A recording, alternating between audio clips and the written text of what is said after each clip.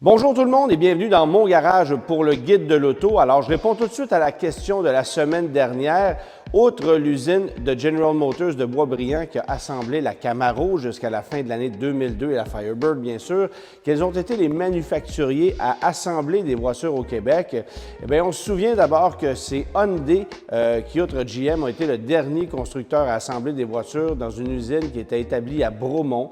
On avait construit cette usine-là à la fin des années 80 pour l'assemblage de la Hyundai Sonata.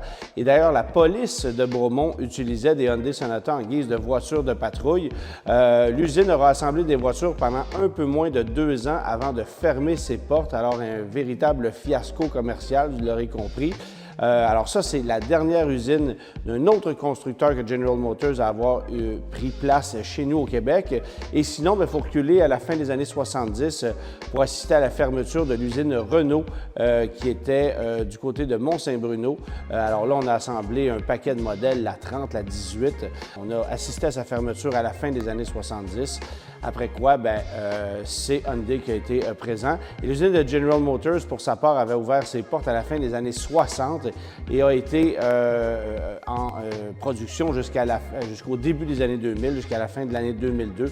On a assemblé une multitude de modèles là-bas, incluant la Chevrolet Célébrité, qui a été un modèle extrêmement populaire chez nous. Alors cette semaine, on va parler bien sûr de la Honda Civic qui est derrière moi, qui a perdu son titre de voiture la plus vendue au Canada.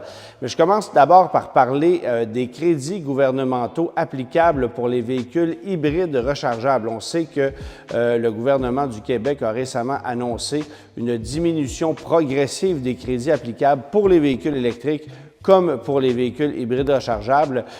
Et en ce qui concerne les hybrides rechargeables, c'est pas compliqué. Pour le moment, on peut obtenir entre 2 500 et 5 000 $ de crédit selon le type de véhicule, selon la taille de la batterie, en fait, parce que c'est ainsi qu'on détermine le crédit qu'on va appliquer sur un véhicule hybride rechargeable admissible.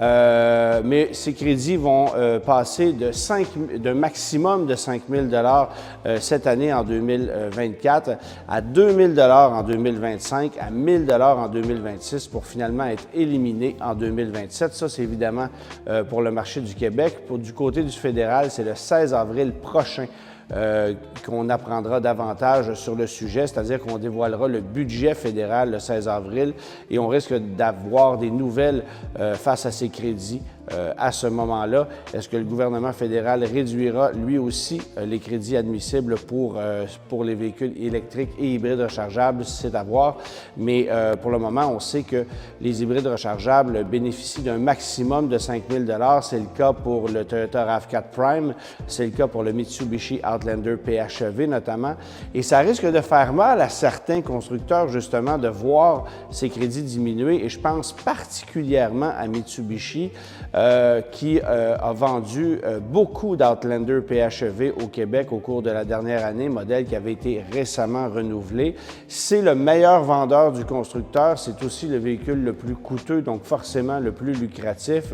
Et si on vient augmenter de façon significative le prix de ce véhicule-là, ça risque de faire mal au constructeur qui va devenir rapidement un peu moins compétitif. Et à ce moment-là, on risque chez la clientèle de regarder un peu ailleurs, voir ce qui se fait, parce que uniquement pour 2025, on parle d'une augmentation de 3 000 $ par rapport à la facture de 2024, considérant la diminution des crédits. Et encore une fois, je reviens sur le fait qu'on ne sait pas encore si le fédéral va lui aussi passer le coup près dans les crédits admissibles pour les véhicules hybrides rechargeables. Alors, espérons pour Mitsubishi que ça ne sera pas le cas, mais si tel est le cas, Mitsubishi devra changer sa stratégie, peut-être diminuer les prix de son véhicule pour que l'écart entre un modèle à essence traditionnelle et l'hybride rechargeable ne soit pas démesurément trop grand. C'est déjà le cas, bien sûr, mais avec l'application d'un maximum de 10 000 $ de crédit qu'on peut venir appliquer en ce moment, 5 000 du fédéral, 5 000 du provincial, ça permet d'en diminuer la facture de façon considérable. Et remarquez, c'est la même chose pour le Toyota RAV4 Prime, qui est un véhicule à succès chez nous au Québec. Il y a encore des listes d'attente pour ce modèle-là, mais forcément, si les crédits disparaissent, bien là, peut-être que la clientèle pourrait finalement trouver davantage d'intérêt en la version hybride non rechargeable, qui elle aussi connaît du succès, mais qui évidemment n'a pas tous les avantages de la version Prime, c'est-à-dire tout près de 70 km d'autonomie et une puissance de plus de 300 chevaux, ce qu'on ne retrouve évidemment pas dans la version hybride. Alors, à suivre de ce côté-là, mais c'est certain que la diminution des crédits risque de faire mal à plusieurs constructeurs qui avaient développé des stratégies bien précises pour notre marché au cours des dernières années. Autre sujet d'importance, on sait que la Société de l'assurance automobile a récemment décidé de serrer la vis face aux automobilistes qui transigent des véhicules en particulier, des véhicules qui sont âgés de 10 ans ou plus et pour lesquels on n'a pas de liste sur la valeur des modèles, ce qui veut dire qu'on peut essentiellement passer la vente d'un véhicule à 1 $, à 10 $, à 100 $ à la SAC sans que ce ne soit illégal. Mais on sait bien sûr que les véhicules sont vendus souvent à prix plus élevé et il y a énormément de véhicules qui ont été déclarés vendus à 1 $ au cours des dernières années. Alors, le gouvernement veut aller chercher des taxes supplémentaires, a décidé de prolonger la liste d'évaluation des véhicules d'occasion jusqu'à 14 ans. Donc, on passe de 10 ans à 14 ans, ce qui veut dire que tous les véhicules de 14 ans ou moins auront une valeur au livre à la Société de l'assurance automobile et peu importe le prix que vous en paierez, vous devrez payer le minimum sur la valeur établie par la SAC. On utilise un guide hebdo pour le moment dont les valeurs ne sont pas très réalistes, ça varie énormément, mais c'est l'outil qu'on utilise à la Société de l'assurance automobile pour établir des valeurs sur des véhicules qui seraient vendus en deçà du prix minimum établi dans ces livres. Alors ça va passer de 10 à 14 ans. Mais on peut évidemment se poser la question s'il est légitime de facturer des taxes sur un bien d'occasion comme une voiture d'occasion qui est vendue entre particuliers parce que c'est le seul produit sur lequel vous allez payer des taxes à la vente entre particuliers. Il n'existe pas d'autres produits de ce genre-là. Si vous achetez par exemple sur une plateforme comme Kijiji ou comme Marketplace un four à bois, un réservoir à eau chaude, une remorque, bien, vous ne paierez pas de taxes sur la valeur de ce produit-là, peu importe l'année de sa fabrication. Si c'est transigé entre particuliers, il n'y a pas de taxe applicable. Mais dans le cas d'une voiture, c'est très différent. Ce ne sont pas toutes les provinces canadiennes qui exigent des taxes pour la vente de véhicules en particulier.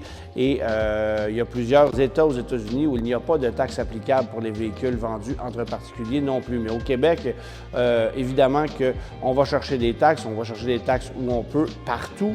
Et les voitures d'occasion vendues entre particuliers ne font pas exception à la règle. Il faut cependant savoir qu'on facture une seule des deux taxes, soit la taxe de 9,975 % qui est applicable, alors que si vous achetez un véhicule chez un commerçant, bien là, à ce moment-là, vous paierez les deux taxes applicables, donc la TPS et la TVQ, ce qui n'est pas le cas entre particuliers. Mais cette question mérite d'être soulevée parce que vendre un véhicule entre particuliers et devoir payer des taxes sur un produit qui a déjà été taxé lorsque ce n'est pas un commerçant qui le vend, bien, on peut trouver ça un petit peu excessif de la part du gouvernement du Québec. Honda Civic, maintenant, j'en parle parce que cette voiture-là a été redessinée en 2002, recevra des modifications en 2025 au niveau des groupes autopropulseurs, c'est-à-dire qu'on verra arriver finalement une version hybride qui viendra faire compétition à la Corolla, à l'Elantra également. On ne connaît pas encore les versions de la Civic en version hybride qui seront commercialisées chez nous, mais on sait que ça sera dans une configuration berline et potentiellement dans une configuration hatchback. Alors ça sera intéressant de voir quelle sera la stratégie du constructeur Honda, mais pour l'heure, la Civic est distribuée bien sûr en berline, en hatchback, avec des versions de performance du côté du modèle hatchback, incluant la version type R. Dans le cas de la berline, il y a une version SI.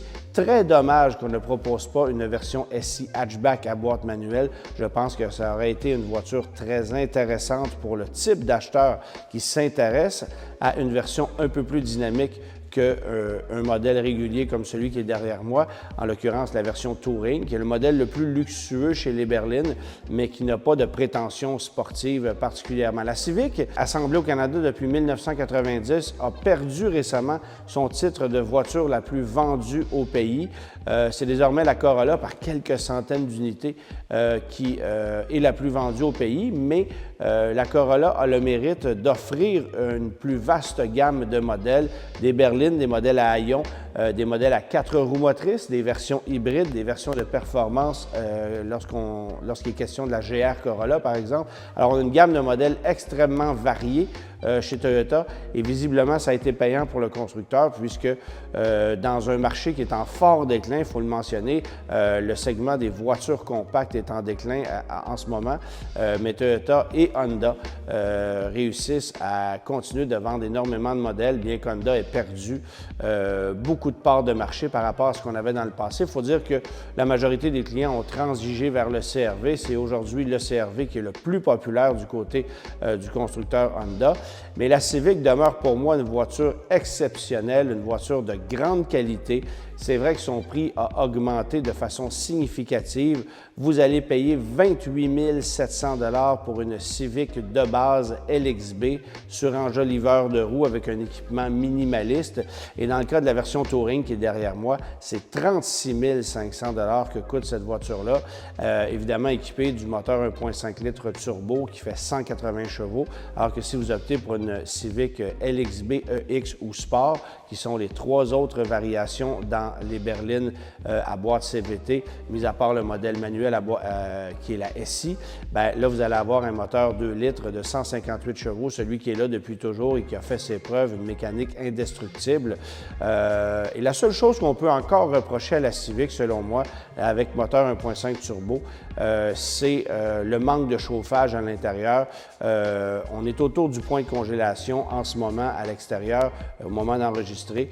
Et je peux vous dire que le chauffage n'est pas la plus grande qualité de cette voiture-là parce que sinon, c'est assemblé de main de maître. C'est une voiture très solide, dynamiquement intéressante. Ça consomme pratiquement rien.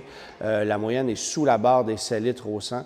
Alors, c'est très intéressant compte tenu de la puissance et du niveau de confort qu'on peut aller chercher avec une voiture comme celle-là. Remarquez, la Civic Touring a peut-être ce désavantage d'être chaussée de roues de 18 pouces et lorsqu'on est équipé de pneus d'hiver avec des flancs qui sont plus fermes, bien, ça peut cogner parfois un peu dur. Alors, ma recommandation serait de réduire la taille des roues pour la saison hivernale parce que vous allez gagner en confort et même un peu en économie de carburant. Ça demeure une voiture de grande qualité. On a tendance à l'oublier, la Civic.